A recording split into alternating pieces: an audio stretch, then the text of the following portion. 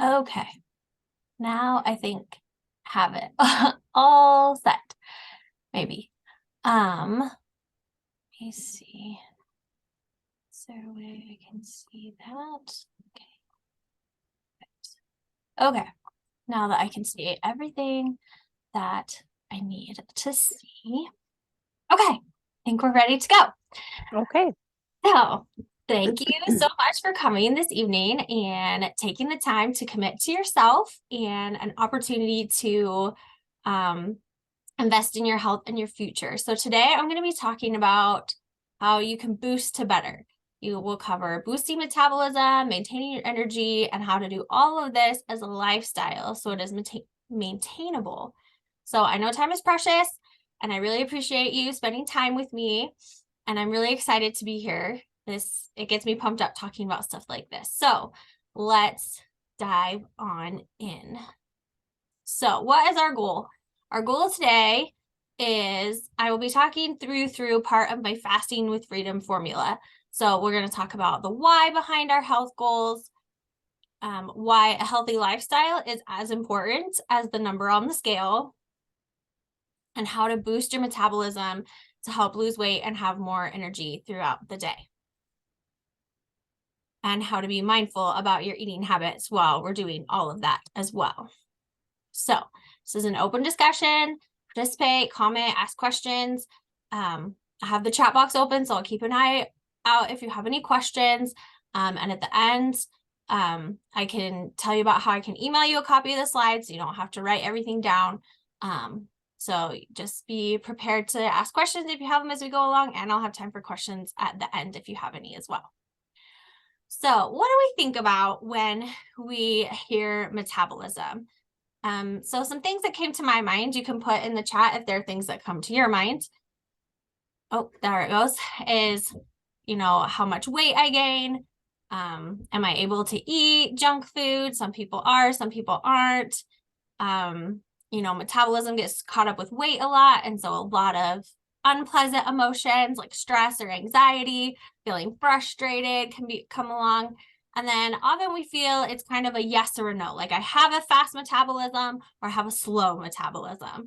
It's either or. And yes, we kind of have a naturally fast or slow metabolism, but we can change our metabolism as well by the things that we do. So even if our metabolism is naturally fast or slow, we have an impact on how it is going. So, have you ever felt that food is your vice? It doesn't matter what I do, my weight goes nowhere. I can only lose weight and maintain it if I never eat carbs again. That's a popular one for people. I'm too busy or exhausted, or put in your favorite adjective for yourself to plan and cook meals. It's twice as hard to maintain my weight once I lose it. I just want to feel good in my skin. My sugar cravings control me. I can't maintain different meals for myself and my family. I'm alone in my struggles. So if you answered yes to any of those questions, then you're in the right place, because we're going to address all of those. So it's really important that you take blame and guilt out of weight and diet struggles that you've had or are having right now. So much what we have seen and heard and learned is just wrong. And the guilt and shame isn't going to get us in a good direction anyway. So it's really not your fault. We live in a society full of diet culture that focuses on quick fixes. We see celebrities all the time promoting some new diet that they did to lose weight for a show or whatever they did. Yo-yo dieting has changed the composition of your body, so it can make it harder to lose weight. People who yo-yo diet tend to have more body fat. They've lost muscle and gained back fat, so their body is at a slower metabolism generally. A traditional calorie restriction diet can slow down your metabolism. So it's not just, yes, it is calories in, calories out, but that calories out is a really complicated piece, and that we don't fully always know, and it varies day by day. So it's not as easy as, well, I just count how many calories I go in. Like I said, the media makes it look it's super easy, and it is not. And our society tends to focus entirely on a number on the scale rather than the overall health of a person. We live in a judgmental society where we look at someone and they're either fat or skinny, they're healthy or not healthy based on how they look, which isn't entirely the case. And we are all bombarded with food decisions all day, every day. We all eat every day, multiple times a day. And so it's so many decisions that we have to make. And we have been programmed to think that we are certain types of people. I'm a motivated person. I'm a lazy person. I'm a healthy person. I love salads. I'm a chocolate lover. I love my sweets. We think we identify with these mentalities. And some of these are just labels we have put on ourselves, or maybe other people put on us when we were younger. And they don't have to be the type of person that we are. So what if instead you knew exactly how to create a healthy eating pattern that you could adjust to lose weight or maintain it? You had the tools to boost your metabolism and have more energy throughout the day. You had the support you needed to maintain this lifestyle long term. You had healthy goals that focused on your whole self. And you would probably feel better now, right? That would help you feel better, and that's something that you would want. So would it be okay? Today, I'm going to talk to you a bit about we're going to talk about creating a healthy lifestyle for weight loss, and I'm going to walk you through a portion of this is my Fasting with Freedom framework, but I'm only going to be able to cover a portion of this today. So if we're going to have success today, please feel free to ask questions. I want to make this time valuable to you. And if it'd be okay at the end, I can talk to you a little bit more about the framework, the rest of the framework. So I want you to imagine that life is a bike ride. And it's important to know two things about this life bike ride.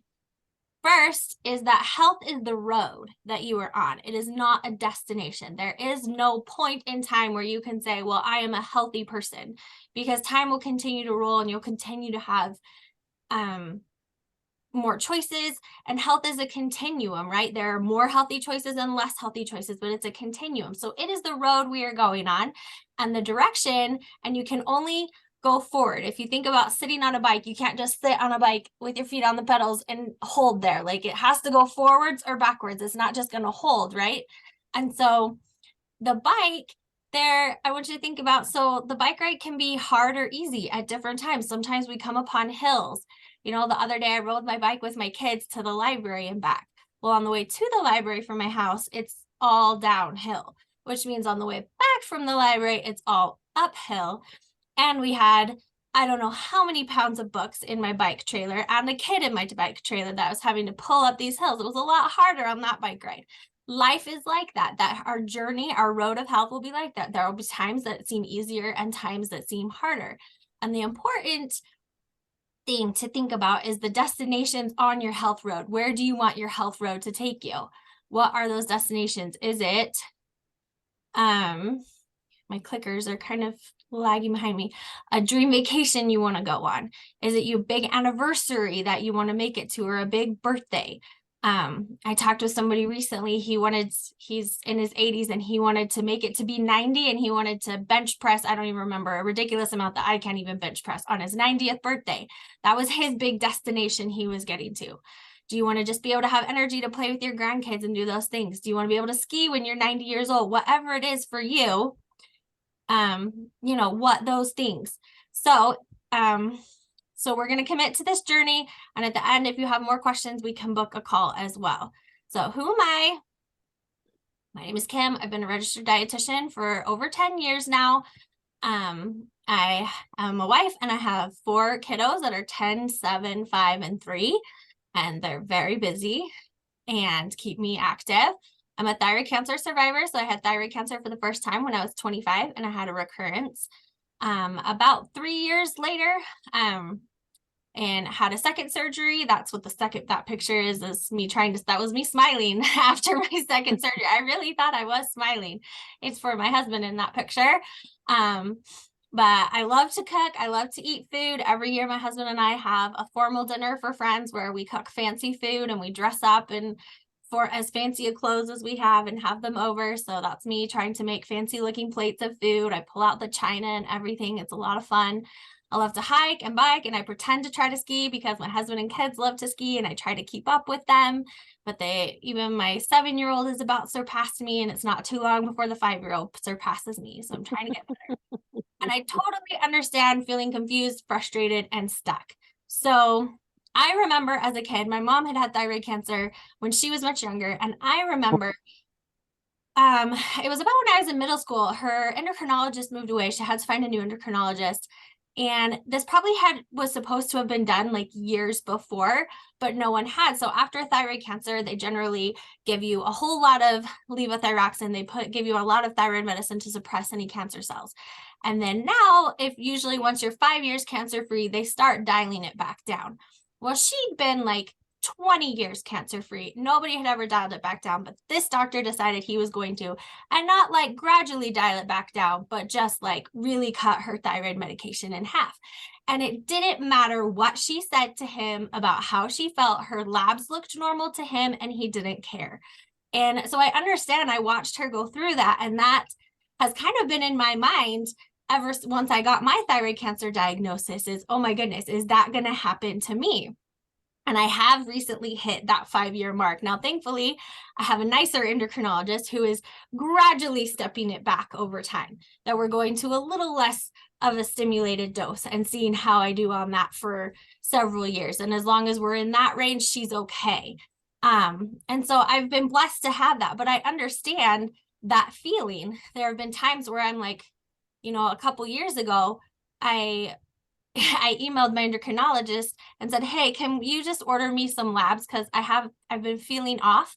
I'm like, I don't think it's my thyroid, but if I go to see any other doctor, that's what they're going to blame it on. So can you draw me labs so I can show them that maybe it isn't my thyroid?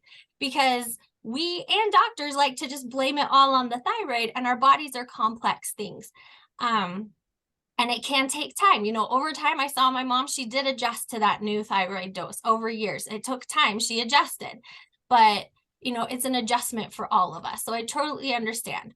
So the important thing is, let's get back to you instead of talking about me so much. But I want you to think about why you're here and what is your main health goal and what is the reason behind it.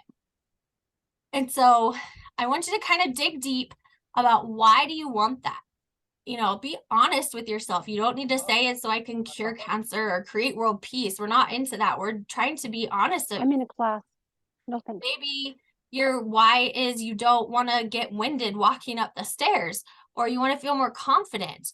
You have to just really think about what is your why and what is the real reason that you're going to be able to keep progressing even when it gets hard and not quit. And the important thing is to be real with yourself. You don't need to be noble, just be real about what it is you really want. Now, it's 2 things that are really important to remember is that we're looking for progress over perfection. Like I said, health is a continuum. There's not going to be some day where you can say, I am now healthy, because I will admit there was a time last fall where I was doing this health challenge for myself, and it was 75 days long. And at the end of those 75 days, I was probably at a pretty good place for myself health-wise. But it was a 75-day long challenge. And on day 76, I ate all the sweets and all the things that I hadn't been letting myself eat. So I had made a lot of progress, but it wasn't like I arrived somewhere, because the next day it kept going, right? My road kept going. So it was progress, not perfection. And the only person you're here to make proud is yourself.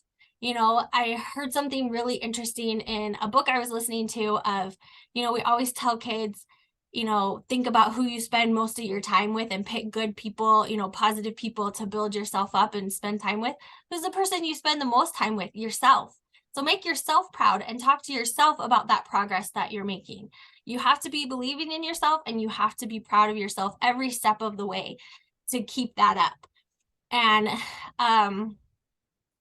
a couple other things I wanted to talk about. So I really like this quote of motivation is what gets you started and habit is what keeps you going. But I would like you to think about habit is the things we do all the time, often without thinking. And motivation, being a motivated person, is kind of a habit as well. It's the habit of remembering why we want to do something. So we can be in the habit of being a motivated person that goes and does the thing, or we can be in the habit of being the person who doesn't go and do the thing that we want to do. And And so motivation is what gets us going, but the more we exercise that muscle of motivation, the easier it is to keep going. It becomes our habit to do those things. And it's really important too that to some extent, I feel like motivation can kind of be classed beyond a habit as an emotion too. And if you think about the day, by the end of the day, we all can be a little bit emotionally drained, right? We've had to keep ourselves together and be good all day long. If you think about when people binge eat or binge watch TV or do all the things they know they're not supposed to do, it's usually at the end of the day when they're just at the end of their rope.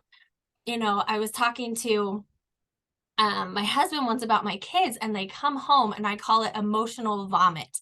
Like, they come home from school and are the worst versions of themselves because they have kept their crap together all day and been really good at school, and they're done. Like, they have no more willpower to keep it together. And motivation is kind of like that. Like, yes, we can have motivation and it can keep us going, but realizing that the longer the day goes on, that muscle is going to get tired, and we are going to run out of some of that as we go on. And a lot of it is just how we talk to and about ourselves is also a habit. So do we have the habit of telling ourselves positive things or negative things? And a lot of it is just what we focus on, right? There's always going to be positive or negative. I saw a line on the internet that I liked of water the flowers, not the weeds. What are you watering in your personal life? What are you focusing on? Are you focusing on the things you are doing right or the things that you're doing wrong? Focusing on the negative isn't going to help build you more to do the positive. It's focusing on those positive changes that helps you keep going. So I want to take a step back, and a lot of people have a goal of weight loss, and that's a good goal, but I want us to think a little bit beyond the scale. So what can we think of besides that? What do you want to do or feel or see about yourself after the weight loss? So sometimes weight can be, like I said before, it's a tricky thing. We can lose weight. Sometimes we'll gain some of it back. Sometimes we may not lose as much as we wanted. But will we feel better? Will I have more energy? Will my clothes fit better? Sometimes just even making some of our lifestyle changes before the weight goes off, our clothes start to fit differently and we feel better. And by noticing those changes, instead of just focusing on that number on the scale, it can help us keep making forward progress. And remembering your why behind why you want to lose weight. And can those things happen without losing weight? Sometimes it can. And then I want you to think even before the scale, what else can you measure? These things that I was talking about, what else can you measure? What else would happen? What are you going to see during this progress? And again, can those things happen with losing weight? So I think it's really important to frame weight loss. Yes, I can help people lose weight, but I think it is important to realize that more than half of people who lose weight have regained all of it within 2 years, and more than 80% within 5 years. So that's why we're focusing on lifestyle changes, things that you are going to continue even once you've lost the weight. It's also really important to understand set point theory. So the theory is, imagine your body is the person in your house who always cranks up the thermometer on your AC or heater. They're the person always pushing the number higher. They're the cold-blooded person in the house. They don't want it cold. So your body kind of likes where it's at, and it doesn't really want to go lower. And it's really fairly within like 10 to 15 pounds, it kind of wants to stay there. Now, it's pretty nice about going up, resetting the set point higher. It's not as friendly about setting the set point lower. Why? Because for thousands of years before now, we lived in societies where people didn't have abundant food. And so our bodies just aren't programmed to want to lose weight. They just aren't. And so you'll have metabolism changes. So metabolism is based partly on how much body tissue you have. So if you lose weight, there's less of you to burn calories. So your metabolism will naturally go down a little bit. Your hormones will change a bit as you go down in weight. All of these things can happen. And our body is not always helping us out entirely as we do that. So your body, even if you do a calorie restriction, this is why people often say they like plateau in their weight loss, is your body eventually, if you restrict calories, will just adapt to only want that many calories. If you consistently were eating 1,800 calories and now you drop to 1,600, over time, it's just going to adapt and say, well, that's what you're giving me, so that's what I'm going to use in a day. So that's why people often plateau. So your body adapts over time, and they found that your body will increase your appetite and decrease your satiety because it doesn't want to lose weight. So one researcher found that people who have lost 10% of their body weight burn 250 to 400 calories less a day because their metabolism is suppressed. So this is another way of looking at it, that it's estimated that per kilogram, or about 2 pounds of body weight loss, you decrease your calories by 20 to 30 calories a day, but your appetite increases by 100 calories a day. So your brain is actually kind of working against you in ways.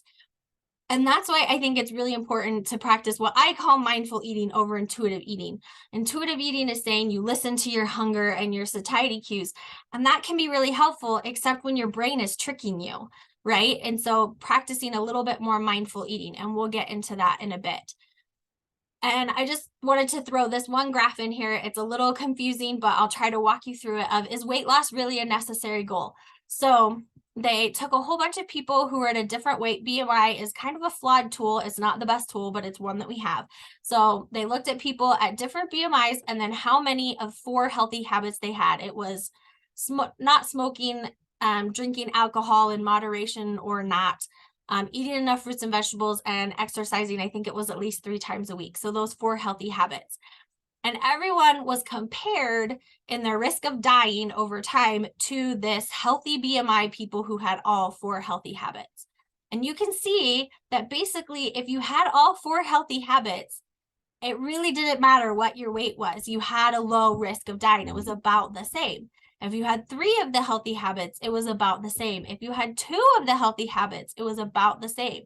Only once you got to none of the healthy habits was it really a huge difference in risk of death at being overweight. So it's not necessarily that number on the scale entirely that's driving the health problems. It is the healthy habits, whether or not you have them. So I just think that's important to realize that even if the weight isn't coming off as fast or as far as you want it to go, that making those healthy changes is still improving your life. Okay, so yes, you can lose weight and be more healthy, but yes, you cannot lose weight and still be more healthy. Cycling up and down can be bad for your long-term health. They've found all sorts of things that does to your health that are not good over the long term. And you have to, again, commit to health as a journey, not a destination. And like I was just saying, a healthier lifestyle can lead to decreased risk of disease and longer life. So which road is best for you and your health journey? So the road I have seen work for myself and for other people as a lifestyle is what I call the fasting with freedom method. This is a process I take clients through, and we're going to cover just a portion of it today. So first, we're going to talk about how can you boost your metabolism. You cannot have healthy, sustainable weight loss without boosting your metabolism. So what is metabolism? It seems like it should be really straightforward, but unfortunately, we don't have any like really great ways of measuring a person's metabolism because that goes up and down every day, right? With how much you exercise or not. We do have equipment that we can do and ways we can estimate it, but it's always going to be an estimate. And again, it's going to vary by how much you exercise or not, or, just what happens in a day. And so 3 things we can do to change metabolism. I'm getting ahead of so it's generally how many calories our bodies need to function. It's made up of some basic things. So there's kind of what we call your basal metabolic rate or your resting metabolic rate. They're a little different, but basically that's how many calories you need to sit in front of the TV and not do much but move the clicker all day. That's about what your resting metabolic rate would be, is just sitting, not really doing anything all day.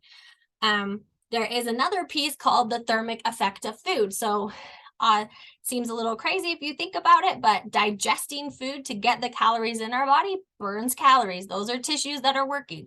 So that's, if you've ever heard the people say that celery is a negative calorie food, is digesting celery actually burns more calories than you get from eating celery because it's basically fiber and water. But that's why that is. And then there's your physical activity, be that walking up the stairs, whether you just have a day where you walk around and clean the house, versus exercise, like dedicated exercise. All of that is physical activity. So how do we change our metabolism? We can change our exercise, the timing of our eating, and what we eat are the three kind of things I wanted to talk about. So how does exercise build metabolism? So by doing exercise, you will build more muscle. Muscle burns more calories even at rest than fat. It is a more metabolically active tissue. It is constantly burning over. Just because we use our muscles during the day to move around and do the activities of life, getting dressed, taking a shower, all those things, uses our muscles. They break down a bit, they rebuild up. It's more metabolically active than fat tissue. So then by exercising, getting more muscle, that will burn more calories in the day. There's something called EPOC, which is exercise. Oh, I always want to say it wrong. It's something about like exercise or I don't remember what the E is, but it's post-exercise oxygen consumption. So basically it's saying that, excess post-exercise oxygen consumption. So to recover from exercise, you will still consume more oxygen. So your breathing rate will be up for part of the day as your body recovers from the exercise. And that will be repairing muscle. And all of that will burn more calories and is trying to build back up the stored nutrients that maybe you used up. So it's temporary, up to 24 hours at most, but it can boost your metabolism a bit from doing exercise. And it is seen most with like high intensity exercise, but that doesn't mean that low impact exercise is less good for you. It's still good for you. And if you want to optimize your physical activity, you should definitely seek out a personal trainer. They will know how to tailor physical activity directly to you. That is what their job is. That's what they're there for. Timing of eating. So I teach people about intermittent fasting or time restricted eating. I find for most people prefer what we call intermittent fasting, could kind of be considered time restricted eating. They're kind of interchangeable. So there's kind of two methods of doing intermittent fasting. There's all day fasts where you do nothing but have water for alternating days. Maybe you fast one day, eat one day, or fast multiple days, or fast one day and eat multiple days. There are people who like doing that. For most people, I think the time restricted eating is basically easier. It's just where you have an eating window and a fasting window in every day. There are good places to start.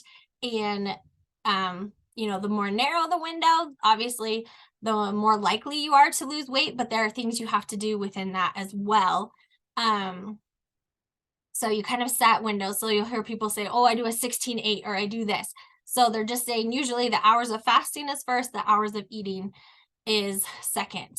So OMAD, if you've heard people say OMAD, is eating one meal a day. So that one isn't usually quite as strict as like an hour time frame.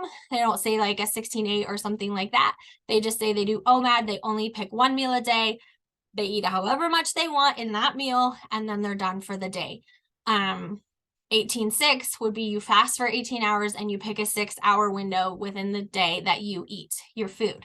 Now, the brilliance of doing this is that you can often eat the same amount of calories in your window that you would have eaten in, a regular amount of time in the day and still lose weight. Why? Why would that be? So the fasting can either maintain your metabolism with a decreased calorie intake, or if you're eating the same, it could be increasing your metabolism. How does it do that? So when you're eating less, your metabolism, like we talked about, it naturally goes down. Your body wants to slow down a little bit to meet it. Wrong arrow. But when you're fasting, your body releases adrenaline and growth hormone. So those are hormones that try to keep your body going, right? When it's fasting, and is going to release those hormones and put us in what we call a catabolic state, which is what we want for weight loss. Catabolism, kind of sounds like catastrophe or something like that. It's the breaking down. So these are catabolic hormones. They break things down. When we, I went too far. When we eat, insulin is released when we eat anything with carb in it, right? And eventually, even with some protein, later insulin will get released. When we eat things and insulin goes up, insulin is by nature an anabolic hormone. It is to get things in your body. It is to build up your stores, to get that energy in your cells. It's to do all those things. So when you're in that anabolic state of having elevated insulin, it's hard for your body to want to break things down because it's got all those nutrients there. So by fasting, we get our body into that catabolic state, but we can still keep things going by when we do eat, things still build up, right? And a lot of times the fasting windows can be really great for people as just a way to kind of regulate that motivation, right? So my husband started intermittent fasting and he was like, it's just less time for me to put junk in my mouth. He's like, I notice like in the morning at work, I just go to the snack room and I'm eating junk. And so his window is 12 to 8. So he can start eating at 12 and 12 noon and he stops eating at 8 p.m. And he's like, after 8, I'm just eating junk because the kids aren't around and can't see me. So I'm just eating junk. So it just cuts out times of junk. I often do a 12-8, or I did for a while a 1-7. So that was an 18-6. So I cut my hours down to 6 instead of 8. And I chose the afternoon and evening as well because breakfast for me wasn't a time where I was getting a ton of really great nutrition in me. Yes, there were days where I would make myself like an omelet with a bunch of veggies or something, but other times it was just a bowl of cereal or, whatever else that isn't giving me a great amount of nutrition, whereas later in the day I can. And then you have that cutoff time. So then when you are out of that motivation, that willpower, you're emotionally drained at the end of the day, it can kind of be done. Talking a little bit about what to eat. So like I said, we need to get our body to burn fat to lose weight. That's what we need to do. We need to lower the insulin. And so fasting does that. And like I said, it's especially after we eat carbs, some after protein, but it's definitely not as big of a spike. So, well, I do not go with keto mentality. I don't think that that's sustainable. That's not lasting for your life, right? No one's going to eat keto for the rest of their life. And I like a carbs last philosophy. The other thing I will say about something with like keto or something like that, where they tend to use like artificial sweeteners, there's kind of different views on lots of the different sweeteners, but some of them, just by having that sweet sensation in our mouth, there is going into our body, insulin just naturally increases a little bit for some of those sweeteners anyway, because it thinks it's getting sugar. And there are some people who wonder, like I've heard of many people who give up like Diet Coke and they lose 20 pounds. And you're like, how do you lose 20 pounds by giving up Diet Coke? Like there were no calories in it. So there's some theories that maybe with eating a lot of artificial sweeteners and things that aren't caloric, our body kind of loses that connection between the taste of something and like the satiety from it.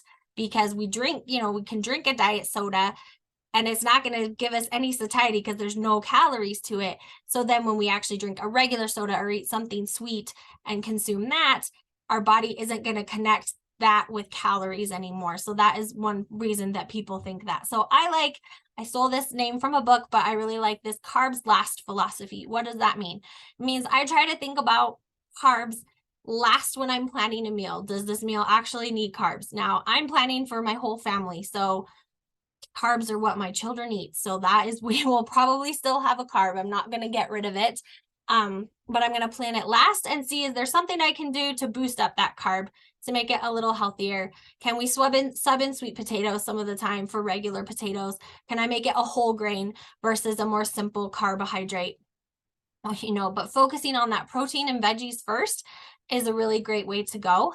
And then the other part of carbs last is eating the carbs last. So making sure we're getting our protein, our fat, and our fiber, those 3 things in first. Those are going to fill us up and help it and give us that really good nutrition. And then we eat the carbs last. We're already pretty full, so it's a little less likely that we'll binge and eat a lot of the carbs, which are going to be less filling. And again, the 90% rule is really important. I was explaining to somebody this philosophy and I was like, when my husband and I budget for things in our life, you know, it's like, oh, well, we're buying a TV or this, you know, something bigger, a bigger purchase. I totaled my car a few months ago. We had to buy a car. And it's like, okay, like, no, we should not be extravagant and get the most expensive thing ever, but get what you want. This is the 10% rule of this happens very rarely versus, you know, groceries and going to Target and all of these things. Those are things we do all the time. And so that's where by doing the repetition, it is more important to be more frugal for in our budget in our home. And I think that kind of applies to your eating as well. You know, is this every day at work that I go to the snack room and get whatever, the break room, and get a donut because someone brings in donuts every day versus it's Christmas and we always eat X whatever dessert on Christmas, and I'm going to have a piece of that dessert on Christmas because I don't eat it 364 other days of the year. Now, it's still important to be cautious with those 10%, but realizing like that's not going to throw your whole life off with those one intermittent thing. It's one periodic thing. It's the daily things that matter. And I don't like the phrase cheating. We don't cheat when we're eating. There is no cheating in eating. We plan for everything to fit. So how do we have energy throughout the day? So there's a few things we'll talk about. One is manage stress. Putting your body in like a really, by constantly having stress in your life, puts your body in this like constant burnout mode that will lead to fatigue. So one way to do that with your nutrition is to think about how are there ways we can just simplify our diet and think less about food. That's one thing I love about intermittent fasting is if it's before 12, I just know I'm not eating and I don't have to think about it. You know, if something comes up, nope, it's not my eating time. I'm not thinking about it, and it simplifies it that way. Are there other ways you can simplify? Every week we have Taco Tuesdays, or every week we have breakfast for dinner on Wednesday, you know, whatever it is, how can you simplify and make those decisions really easy for yourself to decrease the stress? And again, increasing those positive thoughts by just thinking negative thoughts about ourselves. We're thinking about all the things we're not doing, and that puts us in a stress state of, oh, I didn't exercise today and now I'm lazy and blah, blah, blah, blah, blah. And now we're trying to think about that versus, hey, you know what? I cleaned my house and moved around a lot today and I'm doing the best that I can. Helps us put us in a less stressed state of mind because it takes things off the plate. So important to manage your stress. Sunlight, as odd as it sounds, is really important for having energy throughout the day. So getting sunlight early in the morning, as soon as you can, helps regulate those circadian rhythms. Our body wants to have a natural like wake up and go down cycle. So making sure you get sunlight early in the day, if at all possible, is really beneficial.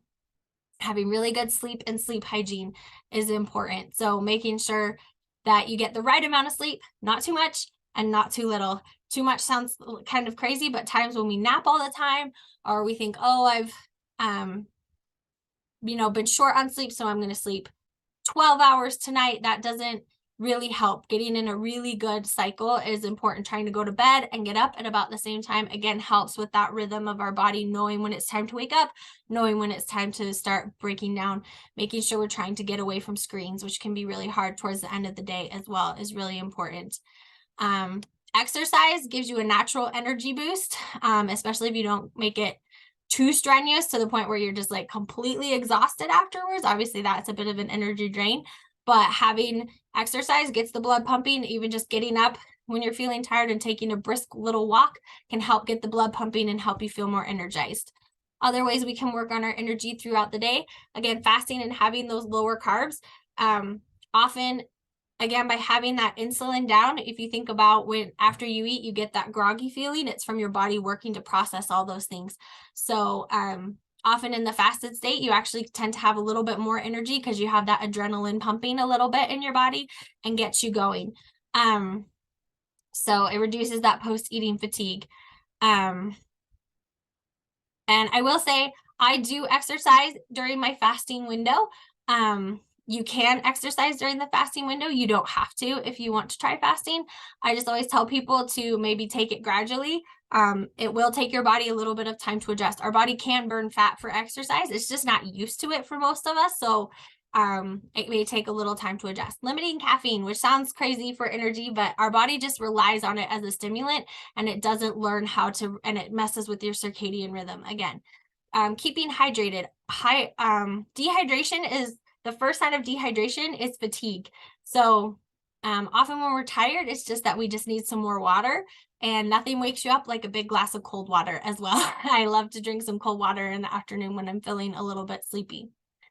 So now I wanted to step into the last part, which is about mindful and intuitive eating.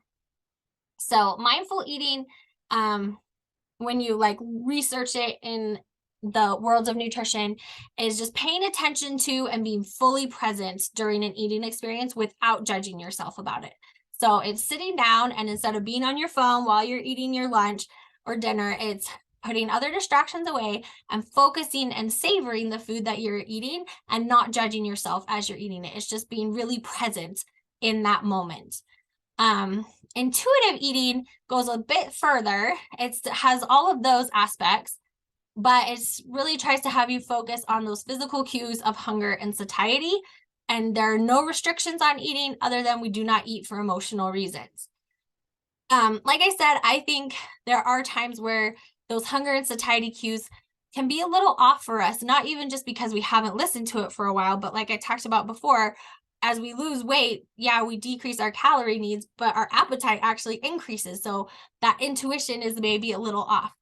So what I hybrid of those two is you need to assess whether your hunger cues are really valid. And also realizing it is okay to be hungry sometimes. It is not the end of the world to be hungry. And it is okay to feel emotion, and there is no cheating in your diet. You fully experience your emotions, and also being mindful of your future self and your present self. And, I will often assess like, okay, at about, because I normally start eating at 12, at about 11, I often get pretty hungry. I'm going to eat in an hour. It's not that I'm never going to eat again. Now, if it was, I had eaten lunch at 12 and now it's 3 o'clock, dinner's not till 6 and I'm hungry.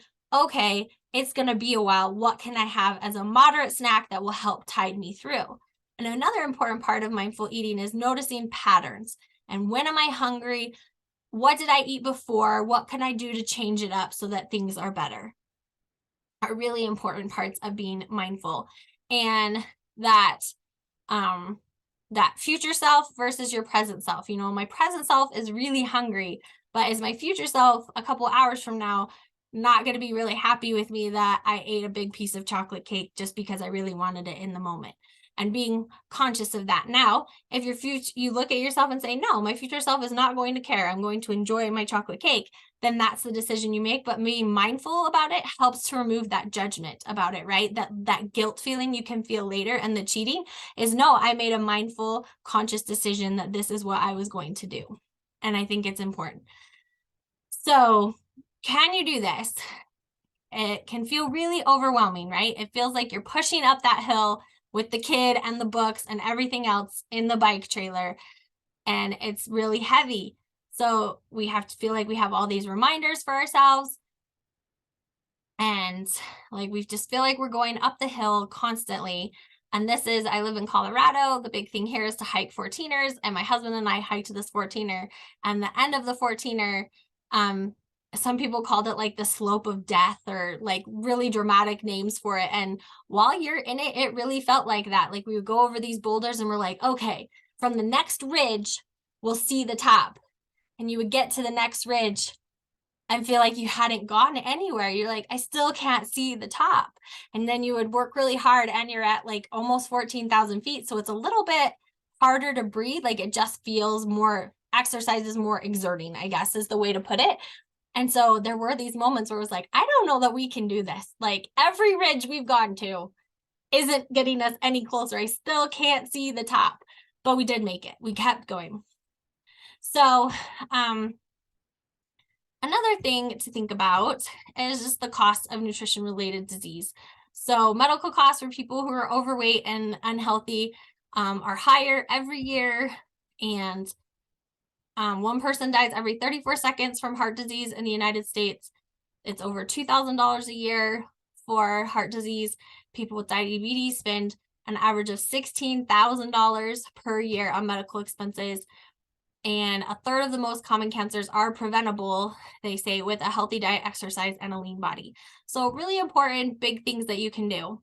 Oops, I went the wrong way. Sorry. 70% of colorectal cancers are due to an unhealthy lifestyle. So what is the personal cost, besides all those medical costs, that you don't make it to those things that you were looking on your health journey, right? You're at different things of hospitalizations or surgeries or other problems. Years ago, I had someone come to me say they had a client that she'd had diabetes for years and now was going to go on dialysis and really didn't want to go on dialysis. So wanted to talk to me about her diet. And I was like, well, I'm glad she's motivated now because her diet's about to get much harder, but she should have been motivated about 15 years ago because now that damage is irreparable. Like at this point, the damage is done. So making sure you make those choices before the damage is done. So we've covered a lot in our time together. Just want to recap. So commit to a health being a journey, not a destination. Determine your why and your health goals and really think about that. We learned about how we boost our metabolism and have more energy throughout the day and how a healthy lifestyle can make your life more enjoyable and save you money in the long run. So let me grab a quick drink. So what's next? If you want to learn more about this method and how I can customize it to you, I will send you a replay within 48 hours and a link. So those things will all be sent to the email and we can get on a call and see what that would look like for you if you're interested. If not, I understand, that's fine.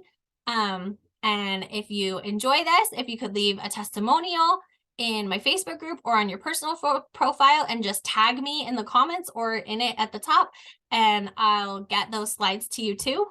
And I just really like this quote that it's a combination of a quote by Alex Rodriguez that Carol Dweck in her book, I believe it's called Mindset, kind of changed a bit. So it's the two of them, but you either go one way or the other. You might as well be deciding the direction. Like I said, you can't sit on the bike and not go anywhere. You're always going one way or the other. And even by not deciding is deciding a direction, right? Even not deciding is a decision. And your bike will just take you on whichever health journey you're on. So it's important to know that you're always going to be going in a direction and we can decide which direction we're going and have that empowerment. So if you have any questions, let me hit stop. And oh, there it is. I'm like, where did that other